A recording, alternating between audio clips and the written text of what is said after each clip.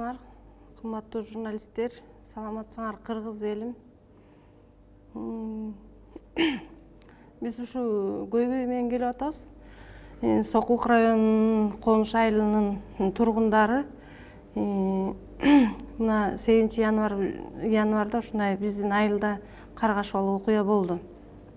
Эми мына бүгүн болсо ошо биз ошо Сокулук районунун сотунун чечимин күчүнө калсын деп ошону суранып атабыз. Мына кымбаттуу президент, кымбаттуу парламент ошо биздин ишибизди, биздин балдарды карап, ушу эме биздин өтүнүчүбүздү, көйгөйүбүздү чечип берсеңиздер.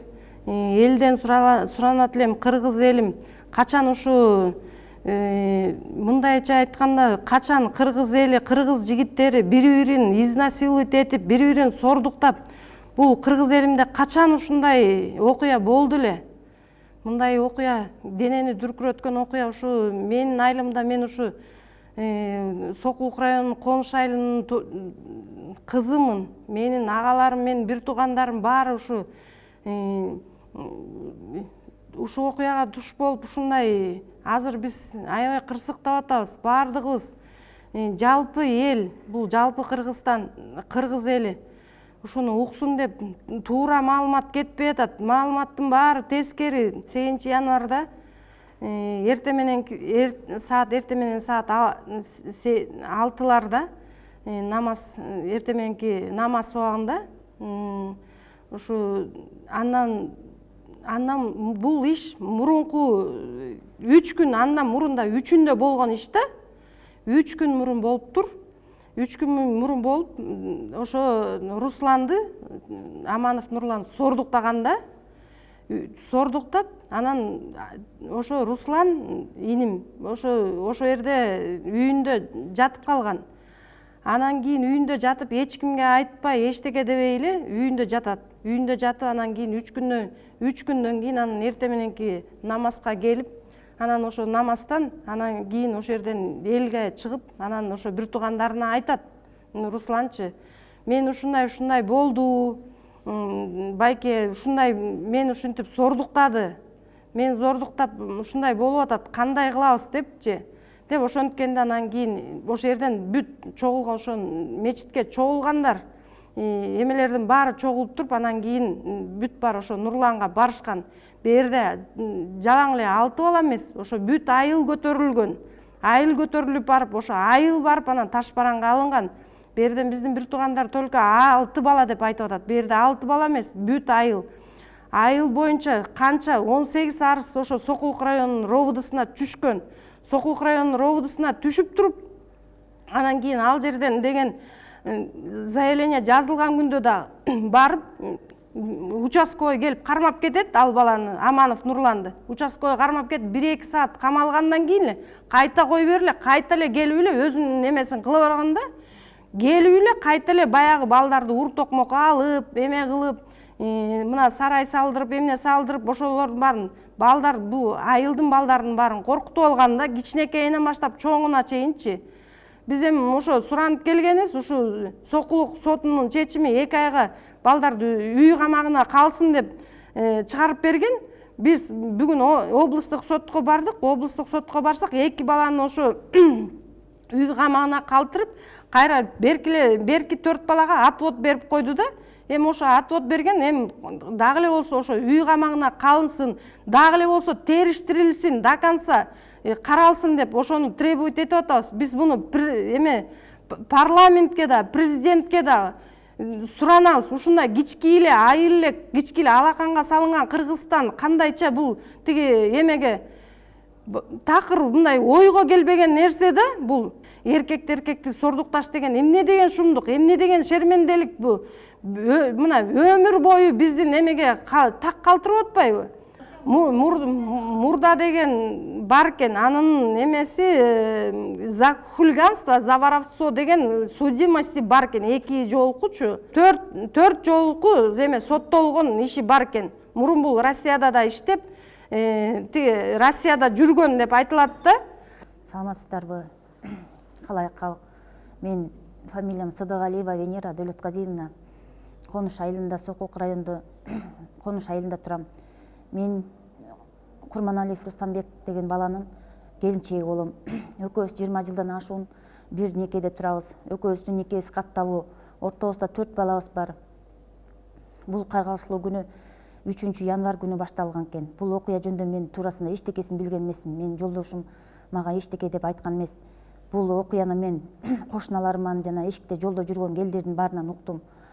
Анткени мен ошол күнү жолдошум үйдө эртең менен таңкы намазга барам деп кеткен боюнча саат эртең мененки саат 8-де 7-де мен көчөдө жүргөнүн көрдүм элдер менен тапырапчы.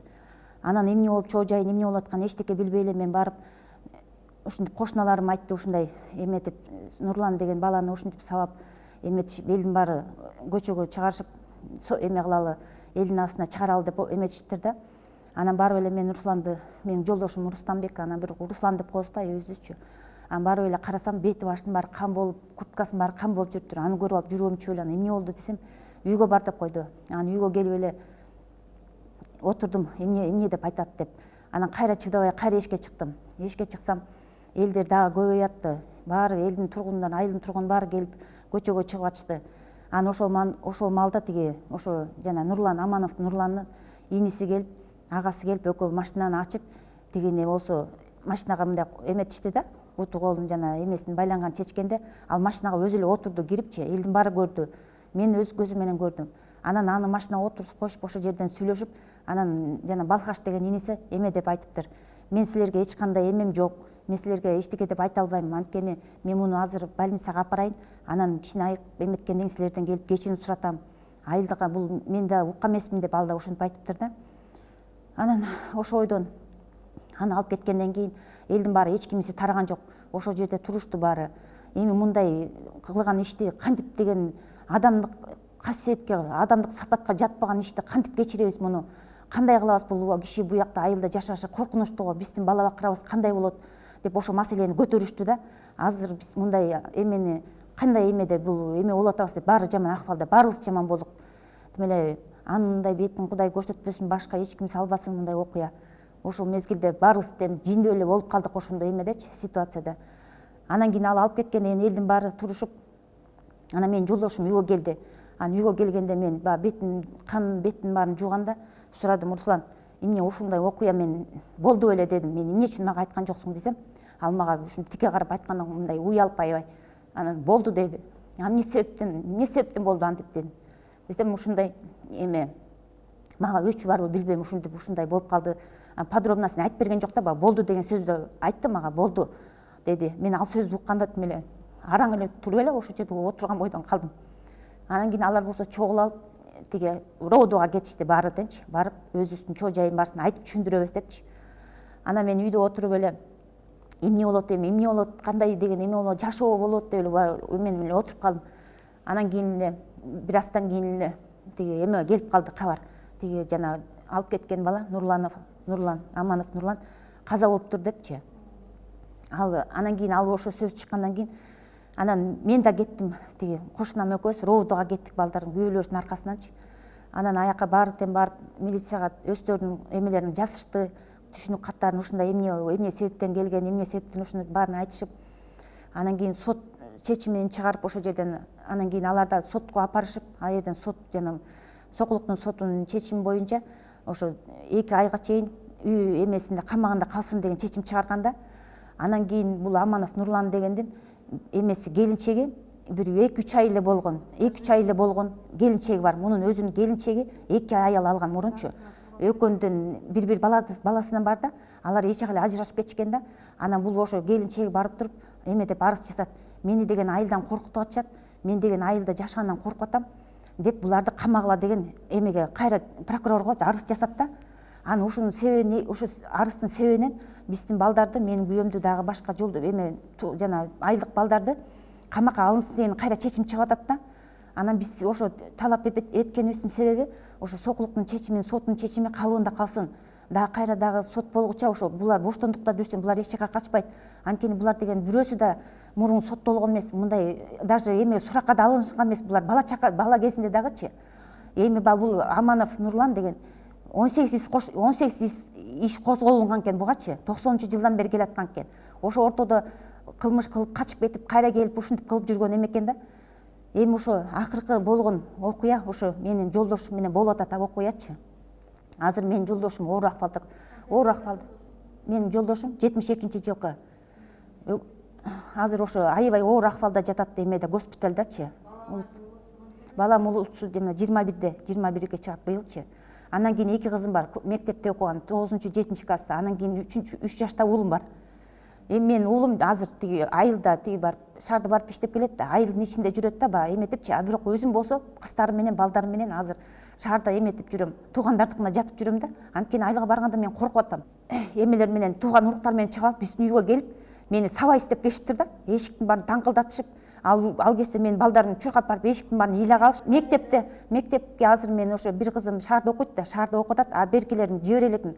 Анткени дегенде берки балдардын дагы жана 6 баланын ичинде балдар бар экен, 5 балалуу балдар бар да, кыздары мектепте окушат. Ошолордун залакасы тиеп атат. Анткени жанагы балдардын эмелери, тигилердин семьясы үйрөтүп атат. Тетигинин баласы, кызы же өлтүргөн деп, кыздарыбыз, балдарыбыз мектепке барбай ыйлап атышат. Биз барбайбыз мектепке, бизди ушинтип кордоп атышат депчи. Алардын өздөрүнүн балдарына өзүнүн атасынын кылган ишин айтышпайбы, эмне үчүн айтпайт? Ушуну уят карапчы, ушундай болгон унчукпа деп айтпай, айылды жаңжал чыгарган жатышат буларчы. Тим эле семьясы ушундай болуп атат да, кыздары бар, айылда бирөө көчөдө баскан үстүнө эле заявление чыштап атышат, улам элечи, кайра эле чыштап атат заявление. Эми биз тараптан эч кандай биз доомат кетирген жокпуз. Бир эле гана ошо менин жолдошум ушундай жабырканып калды деп эч жака да арыз жазган эмес. Анан кийин арыз жаздым менчи, ошо өзү жазды да, ушундай факт боюнча катталды. Эми менин суранарым ушу жалпы кыргыз элинен бизге жардам бергиле, биздин айылыбызга да жардам бергиле деп суранып атабыз. Ушундай мындан кийин мындай окуя эч кайда болбосун. Адам касиетке жатпаган ушундай сапаттык, жырткычтык мындай эме болуп атат. Айылда айыл аксакалдары бар да, ошолордун чечими болуп атат. Анан ошолор мындай силерге кандай кеңеш берип атат айыл аксакалдары? Айыл аксакалдар биз менен ошо туура жагын айтып, алар да катышып атат бут эмеге, сотко да келип атышат. Прокурорго жана эмеге да чогуу келишти. Эмегечи, областной эмеге, Чуй сотуна да келишти. Болгон ошо эме окуя болгондон баштап чогуу жүрүшөт да. Чогуу жүрүп атышат да.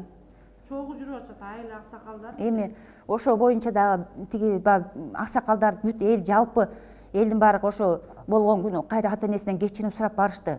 Бүт элдин баары биз да кошо бардык. Биз да күнөө болдук да, анткени биздин эмелерибиз да баргандан кийинчи кечирим сурап барсак, баарын кубалап, кереги жок баарын кубалап ийди.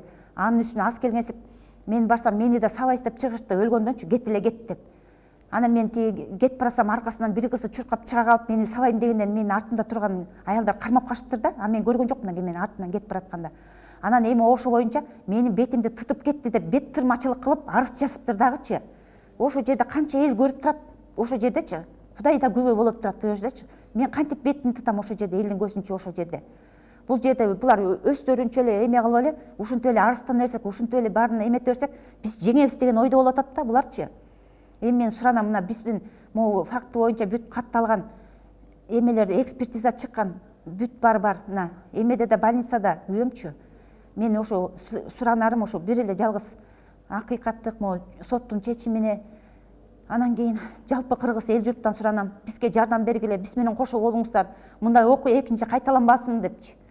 Кийинки балдар, өсүп келаткан балдарыбызга кандай пример болсун, ушул эме жаман окуялардын баары болбосун, Кыргызстаныбыз тынчтыкта жашасын, элибиздин баары биздикте бололу, балдарыбызды жакшы тарбиялайлы, ушундай чтобы экинчи мындай окуя кайталанбасын деген суранышта биз барар жерибиз жок. Ушундай сиздерге келип жардам сурап атабыз, ушуну туура чечип чыгарып бериңиздер. Ушу рахмат силерге, кыргыз элим. Жардам сурайм силерден, жардам бериңиздер. Мен Жолдошова Нурилия, ушу Конуш айылынын тургуну болом.